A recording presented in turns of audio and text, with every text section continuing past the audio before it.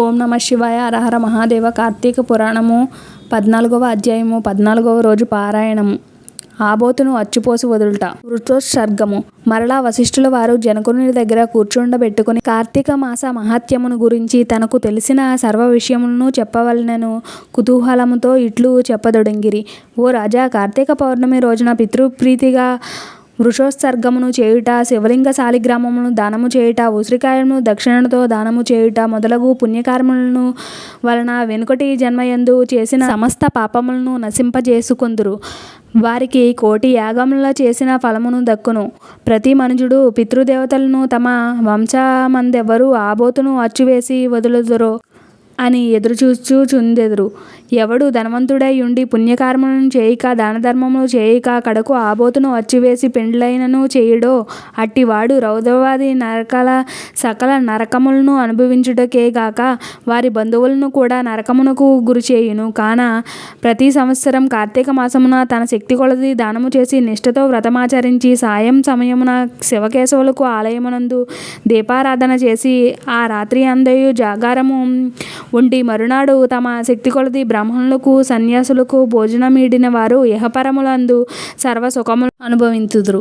కార్తీక మాసంలో విసర్జింపవలసినవి. ఈ మాసమందు పరాన్న భక్షణ చేయరాదు. ఇతరులు ఎంగిలి ముట్టకూడదు, తినకూడదు. శ్రాద్ధ భోజనం చేయకూడదు. నీరుళ్ళపాయ తినరాదు.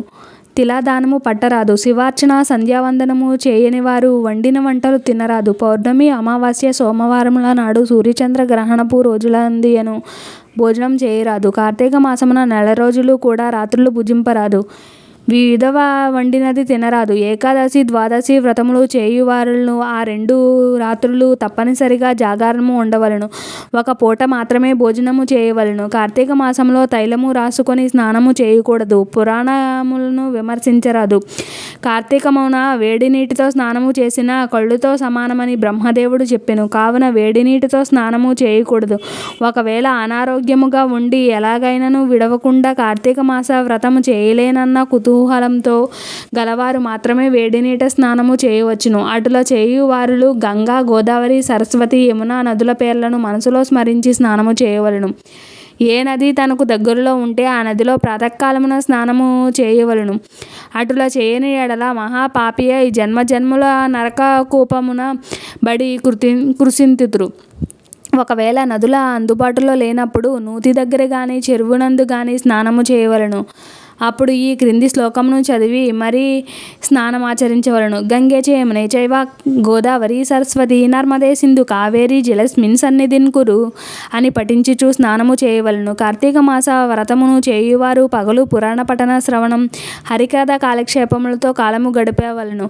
సాయంకాలమున సంధ్యావందనాది కృత్యములను ముగించి పూజా మందిరమునున్న శివున కల్పోక్తముగా ఈ క్రింది విధముగా పూజింపవలను. కార్తీక మాస శివపూజ కల్పము. ఓం శివాయ నమః ధ్యానం సమర్పయామి. ఓం పరమేశ్వరాయ నమః ఆవాహనం సమర్పయామి. ఓం కైలాసవాసాయ నమః నవరత్న సింహాసనం సమర్పయామి. ఓం గౌరీనాథాయ నమః పాద్యం సమర్పయామి. ఓం లోకేశ్వరాయ నమః అర్ఘ్యం సమర్పయామి. ఓం వృషభవాహనాయ నమః స్నానం సమర్పయామి. ఓం దిగంబరాయ నమః వస్త్రం సమర్పయామి. ఓం జగన్నాథాయ నమః యజ్ఞోపవేతం సమర్పయామి. ఓం కపాలధారిణ్యే నమః గంధం సమర్పయామి. ఓం సంపూర్ణ గుణాయ నమః పుష్పం సమర్పయామి. ఓం మహేశ్వరాయ నమః అక్షితాన్ సమర్పయామి. ఓం పార్వతీనాథాయ నమః ధూపం సమర్పయామి. ఓం తేజోరూపాయ నమః దీపం సమర్పయామి. ఓం లోకరక్షకాయ నమః నైవేద్యం సమర్పయామి. ఓం త్రిలోచనాయ నమః కర్పూర నీరాజనం సమర్పయామి. ఓం శంకరాయ నమః సువర్ణ మంత్రపుష్పం సమర్పయామి. ఓం భవాయ నమః ప్రదక్షిణ నమస్కారాన్ని సమర్పయామి. ఈ ప్రకారముగా కార్తీక మాసమంతయు పూజించవలెను. శివసన్నిధిని దీపారాధన చేయవలను. ఈ విధముగా శివపూజ చేసిన ఎడల ధన్యుడగును.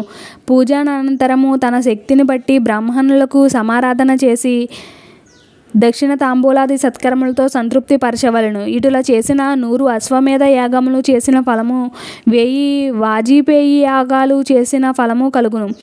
ఈ కార్తీక మాసము 1 రోజులు బ్రాహ్మణ సమారాధన, శివకేశుల సన్నిధి నిత్య దీపారాధన, తులసికోట వద్ద కర్పూర హారతులతో దీపారాధన చేసిన ఎడల వారికి, వారి వంశీయులకు, పితృదేవతలకు మోక్షము కలుగును.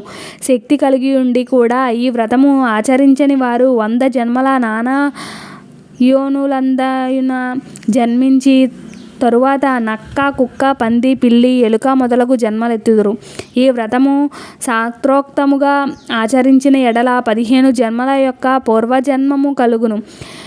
వ్రతము చేసిన పురాణము విన్నను అట్టి వారులకు సకలైశ్వర్యం కలిగి మోక్షప్రాప్తి కలుగును. ఇట్లు స్కాంద పురాణ అంతర్గత వశిష్ఠ ప్రోక్త కార్తీక మహాత్మ్యమందలి చతుర్దశాధ్యాయము 14వ రోజు పారాయణం సమాప్తము. హరహర మహాదేవ. ఓం నమః శివాయ. ఇటువంటి భక్తి వీడియోస్ కోసం మా ఛానల్ని సబ్స్క్రైబ్ చేసుకోండి. లైక్ చేయండి, షేర్ చేయండి, సపోర్ట్ చేయండి. సబ్స్క్రైబ్ చేయడం మాత్రం మర్చిపోకండి.